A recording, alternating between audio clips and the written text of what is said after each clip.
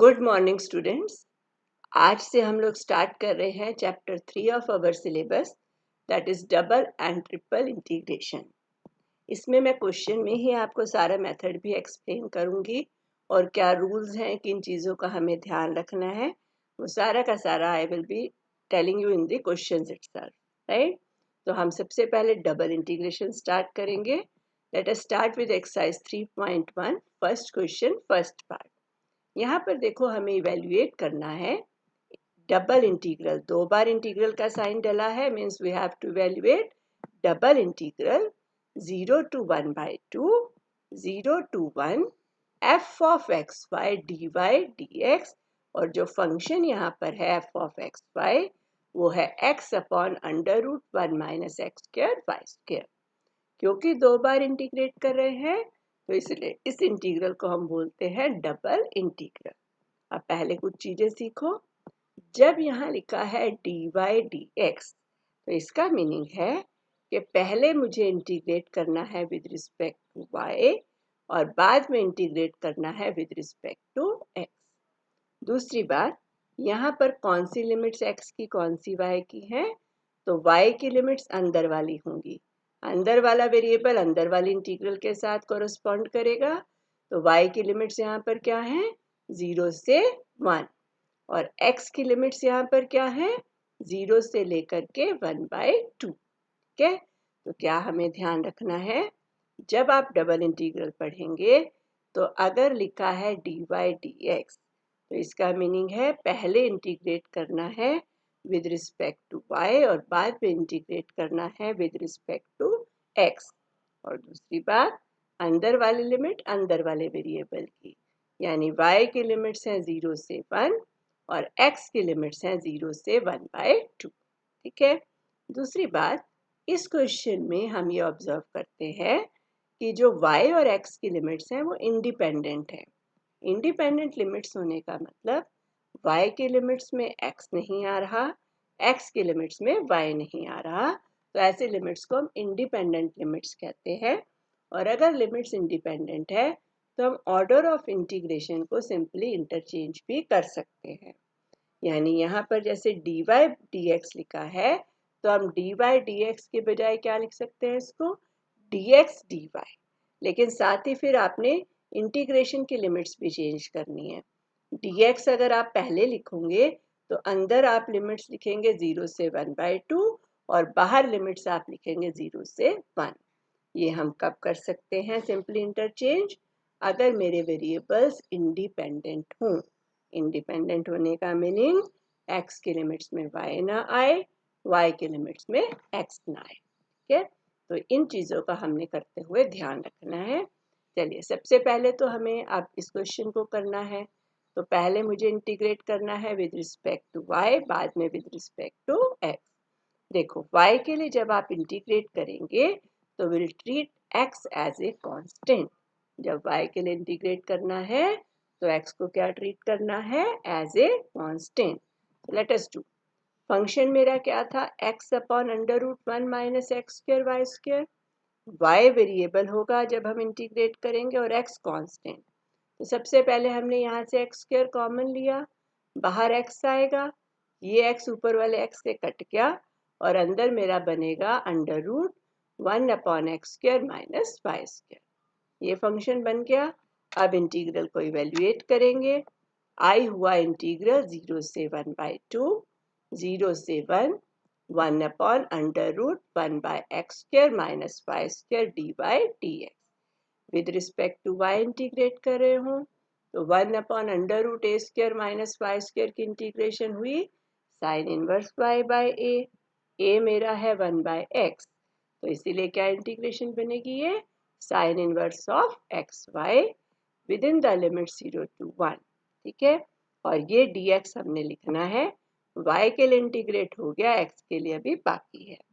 Limits put करो, y को 1 put करोगे तो साइन इनवर्स x आया, y को 0 पुट करोगे साइन इनवर्स 0 आएगा, और साइन इनवर्स 0 इज 0। ये टर्म तो 0 हो गई। अब मुझे किसको इंटीग्रेट करना है, साइन इनवर्स x को विद रिस्पेक्ट टू x, और ये इंटीग्रेशन होगी by parts.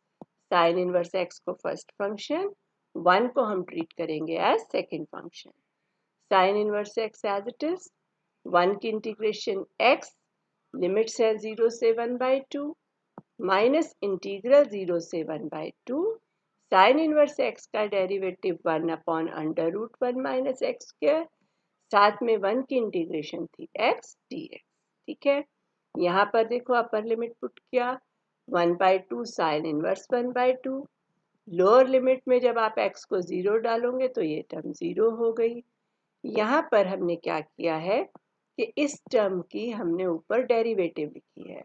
1 minus x square का डेरिवेटिव -2x होता है, तो यहाँ पर ऊपर क्या लिख दिया -2x, तो बाहर आप -1/2 करेंगे, एक माइनस साइन ऑलरेडी था तो माइनस माइनस हो गया प्लस, तो बाहर आ गया 1/2 विद प्लस साइन, इंटीग्रल 0 से 1/2 1/√1 minus x square into -2x dx।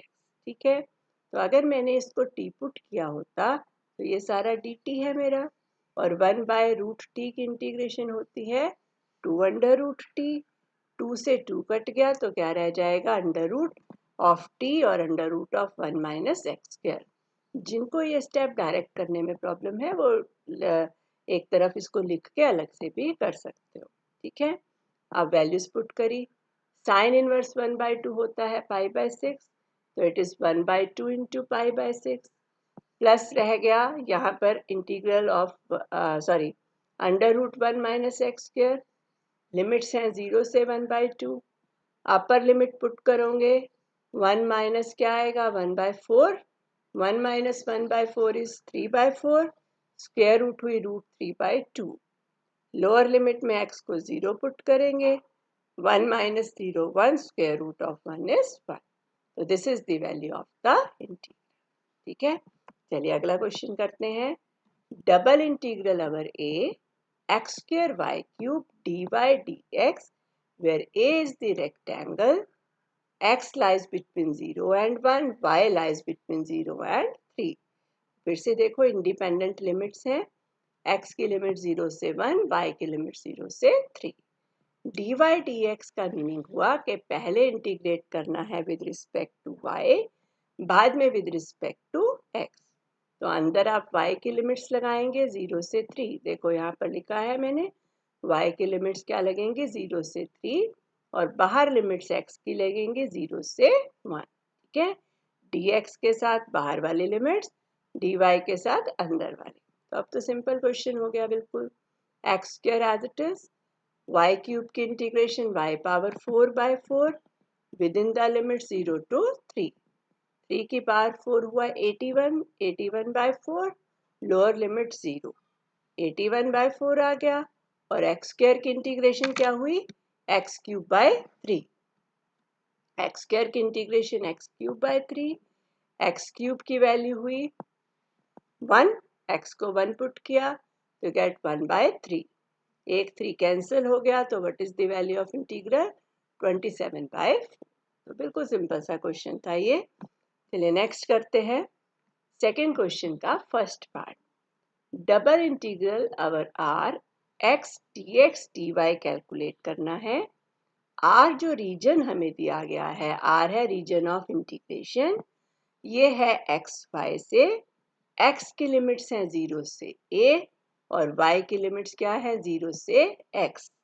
तो अब यहाँ देख रहे हो डिपेंडेंट लिमिट्स हो गई, y की लिमिट में x आ गया है, एक ही वेरिएबल की लिमिट में आएगा दूसरा वेरिएबल y एक इंडिपेंडेंट होगा और दूसरा डिपेंडेंट होगा। ठीक है, तो x की लिमिट्स तो हैं 0 से a और y की लिमिट्स हैं 0 से x। तो जब एक वेरिएबल डिपेंडेंट होता है तो पहले हम डिपेंडेंट वेरिएबल के लिए ही इंटीग्रेट करते हैं, याद रखना है। अगर तो दोनों इंडिपेंडेंट है तो फर्क नहीं पड़ता आप किसके लिए पहले इंटीग्रेट करो, बट अगर वेरिएबल डिपेंडेंट है तो हम पहले डिपेंडेंट वेरिएबल के लिए इंटीग्रेट करेंगे और बाद में इंडिपेंडेंट वेरिएबल के लिए। ठीक है, तो ये देखो क्या बनेगा आई इंटीग्रल x, अब पहले किसके लिए इंटीग्रेट करना है y के लिए, तो क्या लिखोगे x dy dx, y की लिमिट्स 0 से x, x की लिमिट 0 से a। ठीक है। अब with respect to y integrate कर रहे हो, x is a constant as it is लिखोगे, dy की इंटीग्रेशन हो गई y, लिमिट्स है 0 से x, लिमिट अप्लाई की, यहाँ पर x आ गया, x इंटू एक्स हुआ एक्स स्क्वायर की इंटीग्रेशन हुई एक्स क्यूब बाय 3, लिमिट्स हैं 0 से a, तो लिमिट लगाकर आ गया a क्यूब बाय 3। तो इस क्वेश्चन में हमने क्या सीखा है कि अगर एक वेरिएबल डिपेंडेंट है तो पहले हम डिपेंडेंट वेरिएबल के लिए इंटीग्रेट करेंगे और बाद में इंडिपेंडेंट वेरिएबल के लिए, ठीक है। चलिए नेक्स्ट क्वेश्चन करते हैं, सेकंड क्वेश्चन का फोर्थ पार्ट। इंटीग्रल है 0 से a, 0 से under root a square minus y square, under root a square minus x square minus y square को इंटीग्रेट करना है, और जिसकी लिमिट्स में y आ रहा है वो किसकी होंगी, x की। तो क्या है, dx dy। आप अपने आप भी लिख सकते हो, x अगर डिपेंडेंट है तो x की लिमिट्स में y आएगा, अगर y डिपेंडेंट है तो y की लिमिट्स में x आएगा, ठीक है। तो यहाँ पर बन जाएगा dx dy। तो पहले मुझे इंटीग्रेट करना है विद रिस्पेक्ट टू x, तो मैंने इसको रीअरेंज कर लिया, a square minus y square constant हो गया, माइनस आ गया x square under root d x d y. तो under root a square minus x square type की इंटीग्रेशन हो गई है, इंटीग्रेट करो क्या आएगा, x under root a square minus y square minus x square by 2 plus a square minus y square by 2 sine inverse of x upon under root a square minus y square. Limits है 0 से लेकर root a square minus y square, साथ में है D Y, ठीक है। तो यहाँ पर जब आपने अपर लिमिट पुट की तो x को हमने पुट किया root a square minus y square, x square हो गया a square minus y square, a square minus y square minus a square minus y square cut गया, 0 आ गया, ठीक है। जब आप यहाँ पर लोअर लिमिट पुट करोगे तो x 0 है, तब भी ये टर्म 0, तो ये टर्म तो दोनों ही सूरतों में 0 है, अपर लिमिट पर भी और लोअर लिमिट पर भी।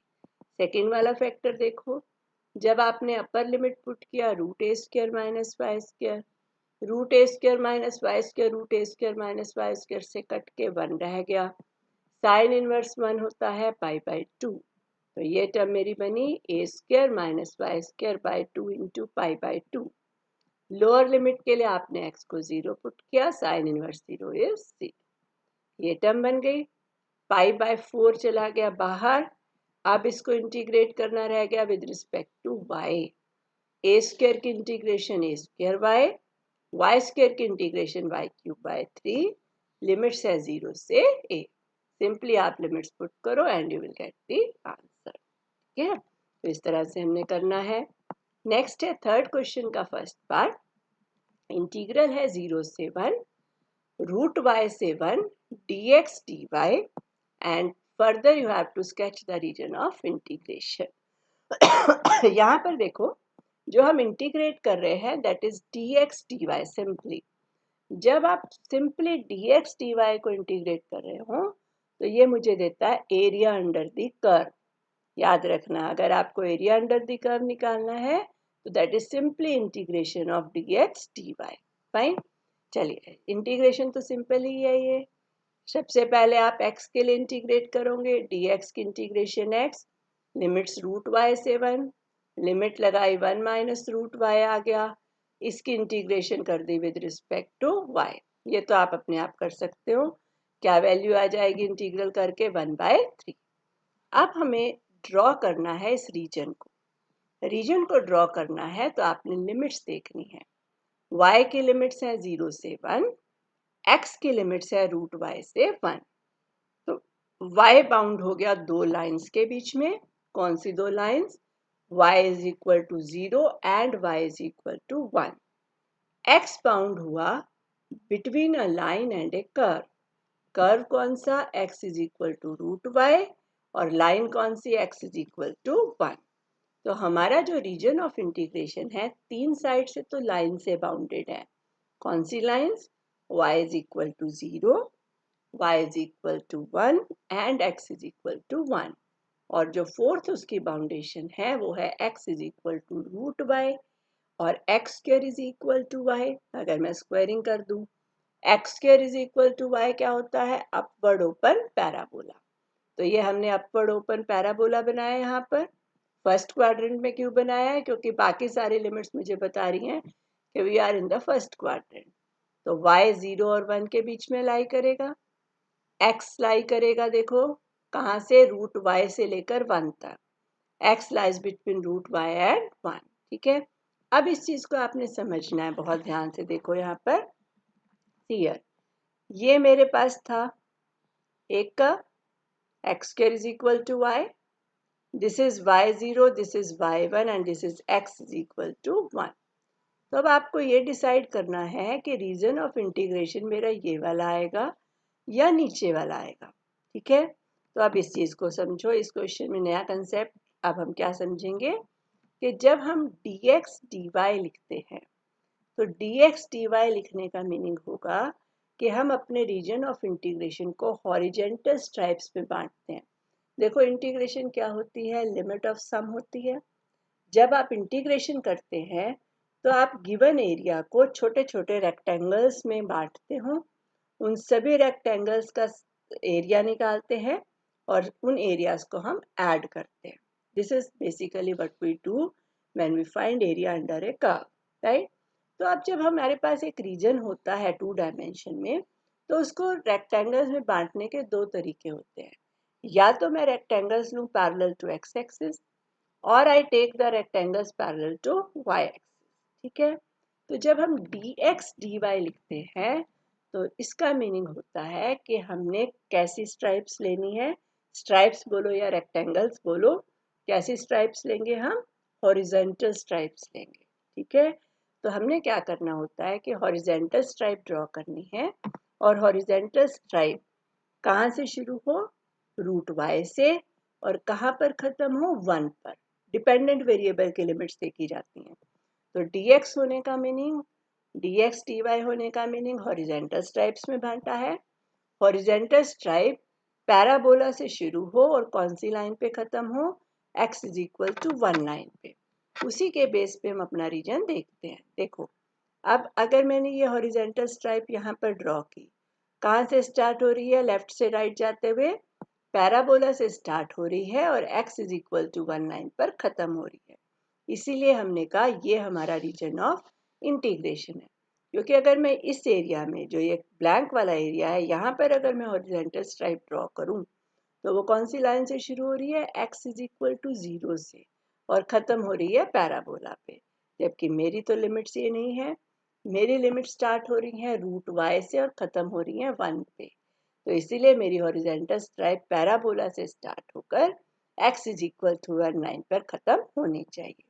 ठीक है, तो अब हम क्या याद रखेंगे कि जब हमारा वेरिएबल एक डिपेंडेंट हो और dx dy लिखा हो तो इसका मीनिंग होता है कि हमने अपने रीजन को कैसे स्ट्राइप्स में बांटा है, हॉरिजॉन्टल स्ट्राइप्स में, और वहीं से हम डिसाइड करते हैं कि हमारा रीजन ऑफ इंटीग्रेशन क्या बनेगा। पहले तो चारों बाउंड्री लाइंस या बाउंड्री कर्व्स ड्रॉ करोगे और उसके बाद आप रीजन को ट्रेस करेंगे।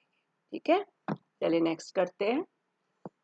Third question first part, integral है 0 से √2, integral minus √4 minus 2y square से √4 minus 2y square y dx dy, इसको इवेल्युएट करना है एंड देन इंटीग्रेट। इवेल्युएशन तो आप अपने आप अब कर सकते हो, you can do all that yourself. इसको आप अपने आप ट्राई करिए। I will draw the region of integration, ये सारा लिखा है, आप खुद कर सकते हैं। See here region of integration अब जो हमारा है यहाँ पर, y के लिमिट्स हैं 0 से √2, x के लिमिट्स हैं माइनस √4 माइनस 2y स्क्वायर से √4 माइनस 2y स्क्वायर तक। जब x की लिमिट्स माइनस a से a हो तो it means x square is less than equal to a square. क्या याद रखेंगे, अगर x की लिमिट्स माइनस a से प्लस a है तो this means x square is less than और इक्वल टू a स्क्वायर। तो यहाँ से आ गया, देखो x square plus 2y square less than equal to 4, 4 से थ्रू आउट डिवाइड कर दूं तो x square by 4 plus y square by 2 is less than और इक्वल टू 1। और ये किसकी इक्वेशन है? It is ellipse. ठीक है, इस एलिप्स के जो मेजर एक्सिस के एंड हैं वो +-2 0 हैं, माइनर एक्सिस के एंड्स क्या हैं? 0 और ±√2।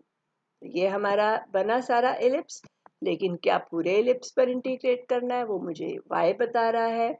y के लिमिट्स कहाँ से कहाँ तक हैं? 0 से लेकर √2 तक। y 0 means x axis, y √2 means upper end of major axis.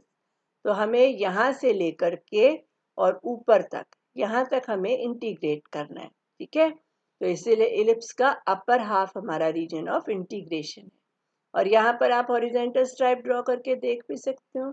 Horizontal stripe ellipse से शुरू हो रही है, एलिप्स पर ही खत्म हो रही है। एक जगह x नेगेटिव है और दूसरी जगह x पॉजिटिव है, जो कि इस तरह के लिमिट से क्लियर है। ठीक है, तो this is the region of integration. Fine, चलिए नेक्स्ट करते हैं fourth question first part. Double integral y dx dy over the circle x² + y² less than equal to a²। अब इस क्वेश्चन में क्या है कि हमें लिमिट्स दी नहीं गई है, हमें नहीं पता x के लिमिट्स क्या हैं, y के लिमिट्स क्या हैं।